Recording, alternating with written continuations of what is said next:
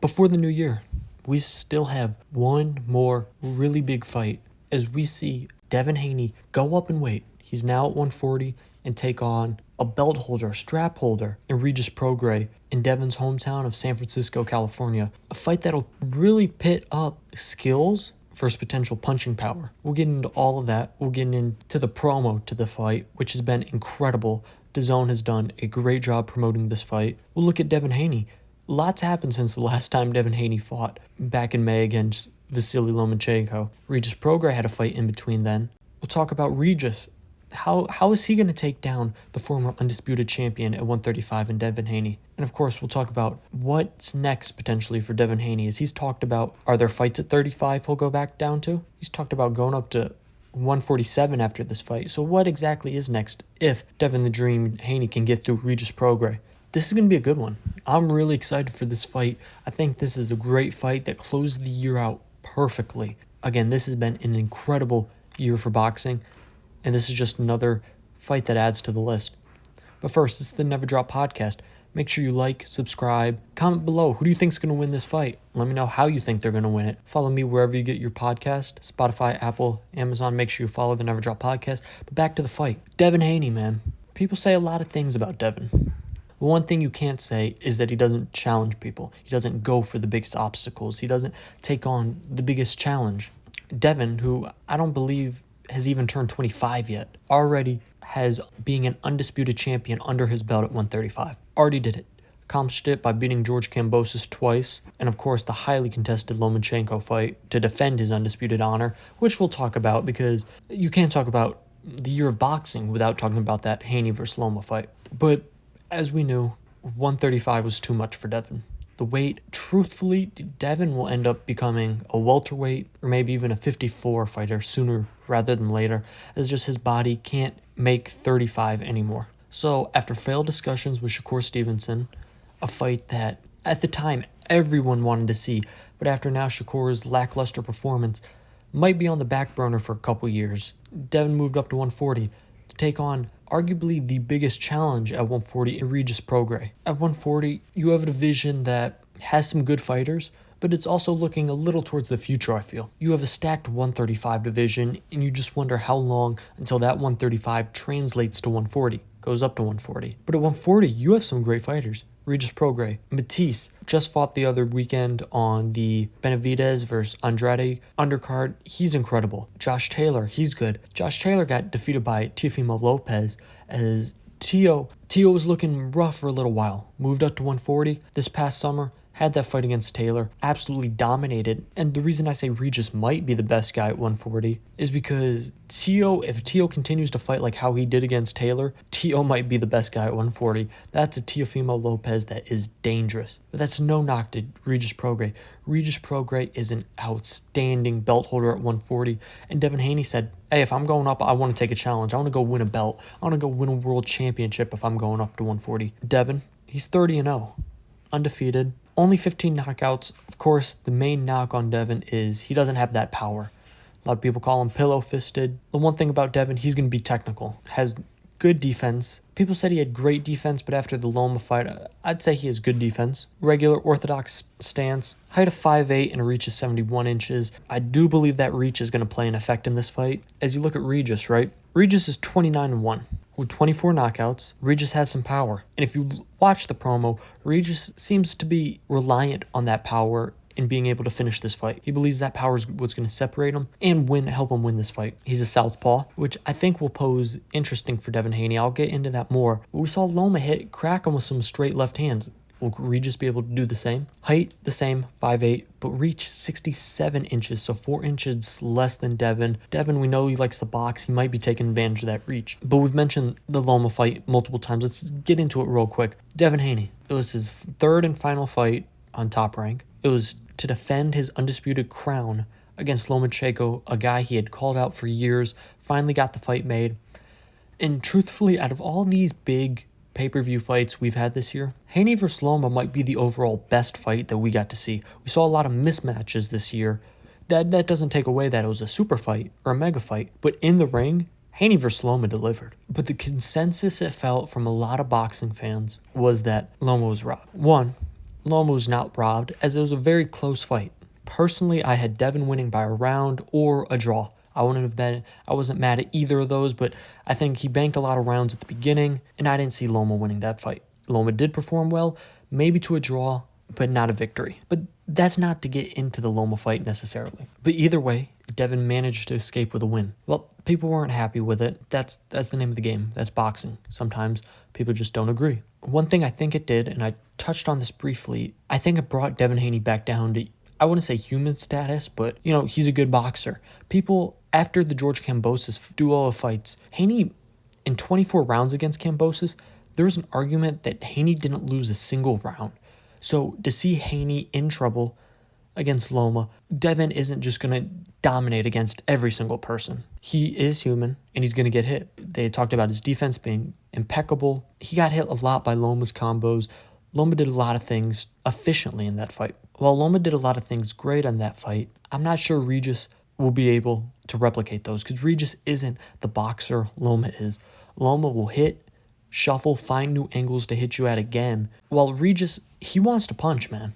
He has boxing abilities, but not on the same level as Loma, and I don't believe the same level as Devin. Regis, you want to talk about ugly wins? He had one this past summer as well. He was back in town, in his hometown of New Orleans, against Danielito Zorella, in a fight that, ugly is being nice, a fight that combined the two fighters only landed 84 punches, a fight that saw Regis Prograis in the first round looked like he got dropped, but the ref called it a slip. And a few times Regis has said, yeah, I got knocked down there. Interesting to admit that, but an ugly fight. Granted, Regis did knock Zorilla down in the third round, wasn't able to finish the job though, as the rest of the night was extremely rough for Regis. He won by split decision against a guy that many believed he should have got out of there, or should have won way more easily against. Devin and Regis had talked about a fight prior to the Zorilla fight, so a lot of pressure was going into Regis right there. He had to have a good performance, or else he might lose the Haney fight. Well, he had a bad performance, but he didn't lose the Haney fight. It took a lot longer in negotiations than I believe they thought it was going to take, but it happened. It finally was made, and December 9th, the two are going at it. Another note Regis talked about when he was in his hometown fight this past summer against Zorilla, he was at the club a couple nights right before the fight. Those hometown fights can be traps. Even if you train hard, there are always distractions when you're back in your hometown. So while I believe that was an awful performance put on by Regis there, I think he's extremely locked into this fight. As I mentioned at the start, the promo for this fight has been A1. A fight that, for boxing fans, they're interested in, but you want to get this out to the other people. The casual boxing fans that tune in just now and then. I think they're doing a good job. Whether it's the beef between the strength coach in Regis's program and Devin at the face-off, that was entertaining. Regis coming out talking about Devin bought a win in Mexico. That he had originally lost a fight in Mexico and actually bought the win back. Granted, Regis hasn't provided any proof of that, so take it with a grain of salt. But that got Devin going. They've been taking shots back and forth on Twitter, promoting this fight. Devin going at Shakur. Devin going at Tank. Right, while some say this is, all for making the fight bigger against Prograis, it is, and I believe it's doing the job. So whatever does the job, sell tickets, sell pay-per-views, go ahead and do it, because you're trying to get the best numbers you can. A lot of people don't believe this fight should be on pay-per-view, and I lean towards that. But either way, it's going to be a really good fight. So try to get as many people to tune in and become a fan of one of these two fighters for the future. That's how you grow the sport of boxing, and I believe this fight promo has been a great job, a great lesson in trying to do so. Their face-offs, the face-off they just had on YouTube, where the two of them talking back and forth, like I believe Showtime or Fox, used to do it, and it was incredible. They stopped doing it when it went directly to Showtime PBC, but DAZN just did it, and that was incredible. That was really good. I enjoyed that. I talked about the hometown fight for Regis. This is back in Devin's hometown, San Francisco. He grew up in Nevada, in Las Vegas, I believe. Hometown, San Francisco. Tickets have been going extremely fast. I think they might have sold out at the time of this recording. So far it's been deemed a success. We got to see the night of the fight, but everything looks like this fight has been successful. Devin taking shots at Shakur, man. Shakur put up a real bad performance, and Devin took the opportunity, and as he should, basically saying, this guy never should be even compared to my level. And it's a great opportunity for Devin, because Now, people are going to look at Shakur like, okay, if they're comparing him to Devin, let's go see what let me go see what Devin Haney fights like. Maybe I'll like Devin more than I will Shakur. So I believe Devin Haney has a lot of chances right here to make a lot of new fans, a lot of new people believe in him and stick with him against maybe a potential Shakur fight or just any fights down the future. And for Regis, this is his biggest opportunity right here. He can stop the Devin Haney hype train. Haney's been on a run these past 3 years now, and Regis Prograis can put a stop to it. Regis keeps talking about Devin's chin, man. He's chinny. He can't take a punch. That he has the power that he won't be able to take. And here's his opportunity. He can stop all of this. Heck, with one punch, literally. It's going to be interesting. As for the fight itself, the way I'm looking at it is that Regis has an opportunity to stop Haney, but I don't believe he will. I do believe Devin Haney will win this fight by unanimous decision, because until Devin stops somebody, I will not be picking a Devin Haney stoppage. Until he proves he can stop someone, I will always pick Devin Haney by unanimous decision, or by decision. No different in this fight. I think Haney, truthfully, will be in control for most of this fight. I'll be interested to see his defense for this fight because, as I had mentioned, Loma landed a lot of straight lefts.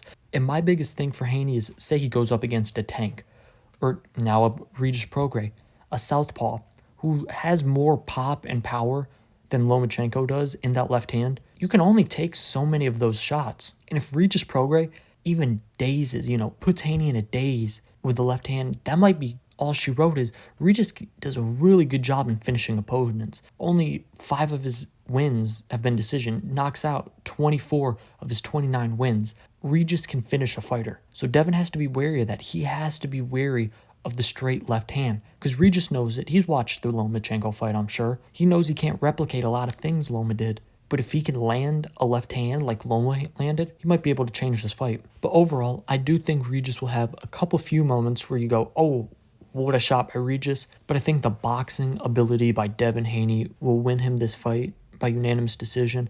I think the reach is going to play a big factor in this fight. The fact he'll be able to box on the outside. I think he'll trade a little more on the inside, because I do think the criticisms of Shakur make Haney want to show people, the boxing fans, hey, I'm more of an exciting fighter. I'll trade with somebody. So I think they'll get into exchanges, and I think Devin will get caught with some shots.